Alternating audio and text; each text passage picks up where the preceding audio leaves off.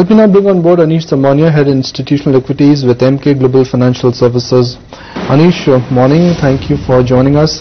Anish, 2011 was a rough, subdued and a challenging year for the bulls. Do you think come 2012 things will change, or the pain is here to stay? I think pain is yet to stay for some more time. Though always, we try to say that the second half will be better than the first half. But right now, it doesn't look like things are going to go away in a hurry. So we have a fiscal issue, we have lack of reforms, we have lack of political will to do anything. We are caught in a situation where investments are not coming by. Now the consumption story is also on the verge of petering itself out, given what's happening on the farm prices and on the agricultural credit, which is now generating more NPAs as we go into the next year. So what is the best way to make money in a challenging environment? Buy defensives, remain underweight on high beta, or the best way is to remain light on equities and park your wealth in fixed market instruments? Absolutely. I think for those people who don't have the compulsion to stay in equities, that is the best way to do that, because we are certainly seeing signs of the fact that you will see interest rates falling over the next 12 months. This is probably the maximum where we are today, and interest rates could go another 150-200 basis points from here. So if that was the case, then fixed income would give you a comfort of your capital plus some appreciation. So to that extent, fixed income would do well. Equities, the headwinds continue, and probably that is the reason why you might see a fall in interest rates, and it's not driven by anything else but the fact that you are going to see a slower economy. Anish, what about the QFI scheme? Does it seem like it could achieve what it aims for, and we would see a lot of global investors actually flock to Indian equities, or you don't see that happening?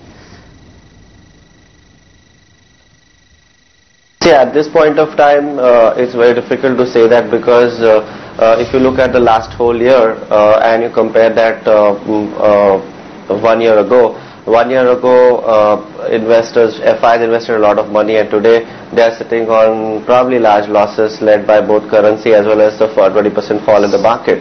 So if I were to take both into account, they have not been able to get out of their past investments. So first they'll need to churn that out before they make a fresh entry into the markets. Anish, at MK, Bajaj Auto is one of your preferred large cap bets.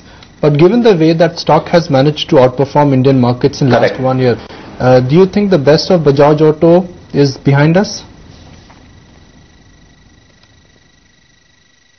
See, in terms of earnings growth momentum, definitely that is something which has already happened. But if you were to look at the next year, it will have a more stable earnings profile. If you look at its product portfolio, it has got three-wheelers, which has got a different trajectory than economic growth. It has got a balanced portfolio between the premium two-wheelers and the middle income two-wheelers. So, and then you have exports as a percentage. So if you look at the balance of Bajaj's portfolio is fairly stable, and that is probably one of the reasons why we like it. We feel that given the economic conditions, Bajaj Auto will be able to withstand the pressure much more than any other auto stock, save Tata Motors, which is probably a completely different story altogether. So if I were to look at this kind of thing, then Bajaj Auto definitely looks to be outperforming. I don't know if it can make any appreciation from here on, but it will definitely not fall in line with the market. Anish, how are you, or what exactly are you advising your clients to buy from the mid-cap space?